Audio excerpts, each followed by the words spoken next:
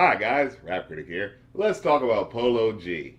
Now, dude was on my radar for a while as a next level MC, someone just a cut above the current roster of rappers dabbling in the emo rap sound at the time. I feel like I haven't heard anyone explicitly call his style that, but it does fit in with the current theme of lackadaisically somber sing-song deliveries over beats that either have those echoey guitar plucks from a slowed down indie rock sample or those really intense piano riffs that sound like something out of a 90s medical drama, with the rapper usually bringing up more personal subject matter. That is, amongst the myriad of other lyrics that are kinda still just about how rich they are. But to that end, Polo G was an MC that always felt like he stood out as someone you got a real piece of his life from with every song you heard from him. And sure, he had 2019's Pop Out, which charted just under the top 10 on Billboard, but when I heard he cracked the #1 single with RAPSTAR, I was eager to check out the song that finally put a big mainstream spotlight on the guy. And it's aight. Caught the BMW, new deposit, I picked up another bag, like fuck it, I'ma count while I'm in it. Like, even starting with the hook, when I hear something strikes #1, I expect an earworm of a chorus to come with it.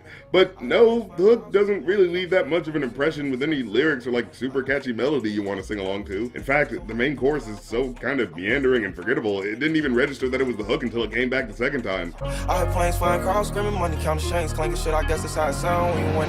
And I gotta say, for a song that's about celebrating the life of being a rich, successful rap star, there's like Eeyore levels of melancholy in the delivery of most of these lyrics. I ain't joking, do it sound like I'm kidding.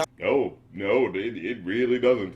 Actually, it doesn't sound like you're joking or having any fun at all, so I'm not sure why someone would even think that. And I've been making like 2,000 a minute. I don't know about you, but if I was making $2,000 a minute, I think I could muster up a little bit more enthusiasm than this. And you know, like I said, Polo G's a more complex guy than the average mainstream rapper, so you understand when he makes a song called RAPSTAR, it's gonna give you the ups and downs of the experience, right?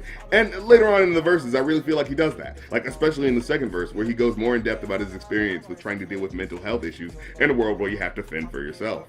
Looking for something real, he's stuck in a deep search. Anxiety killing me, I just wanna leave Earth. And running into problems with connecting with people in an authentic way because of those issues. When they ask if I'm okay, it just make everything seem worse. Trying to explain your feelings sound like something you rehearsed. And in fact, I really enjoy how he ends the first verse.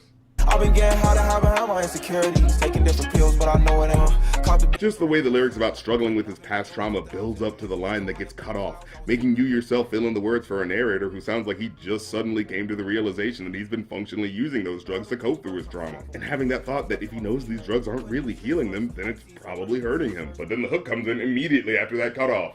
Taking different pills, but I know it ain't. Caught the BMW, new deposit, I picked up another bag, like fuck it, I'ma count while I'm in it. And I get it, the moral of the story is money doesn't actually make you happy, right? But like, if the person who just said money doesn't buy happiness to you just bought a luxury car on a whim while counting a huge bag of money for what they're gonna buy next, kind of muddles the message a bit, don't you think? And it definitely makes it harder to maintain sympathy for how supposedly super sad they are. Although in this case, I mean, I can believe that Polo G isn't actually happy, because, you know, he certainly doesn't sound like it. Like, just on a certain level, this track just doesn't have, like, the panache and more fleshed out upbeat musicality of a typical song that would get this popular. There's a sense of unpolishedness with this track. Like, this wasn't actually supposed to be the big hit single, you know? But, you know, as soon as you hear the parts that got memed, it immediately makes sense what propped up the song's popularity.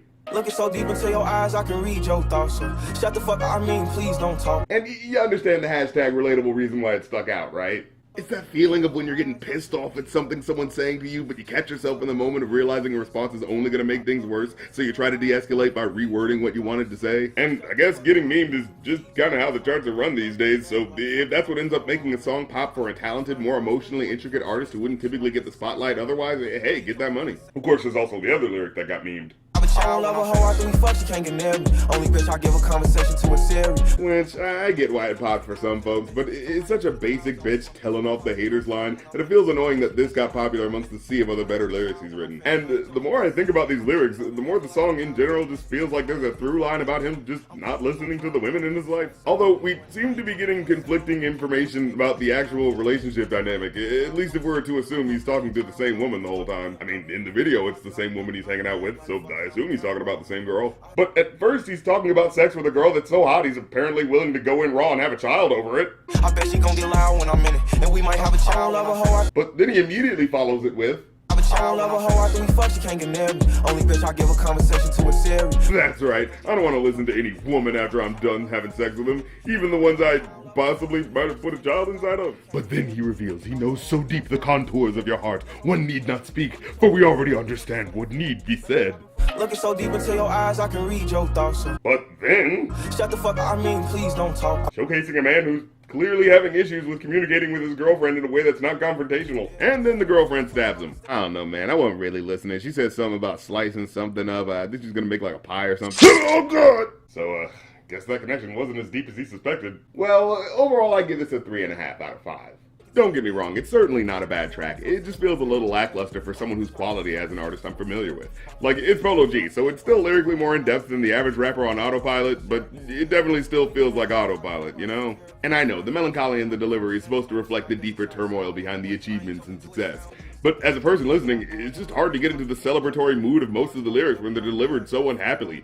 It's just too dour to serve as the good time party jam for me, but there's also too much time dedicated to the look at my success flossy shit for it to be as impactful as his other tracks often feel. And while I wish him much success and many chart topics for the future, this one just didn't grab me as much as I'd want it to. Well, that's the episode. Leave a like if you like because it helps, comment if you have something to say because it helps even more, and hit the subscribe and the bell button afterwards because the bell is what actually alerts you to new episodes. And if you want to keep up with everything I'm doing, check out my Linktree for Twitch streams, merch, movie and album review podcasts, and any other stuff I'm up to. So check all that fun stuff out and I'll catch you next time. Peace.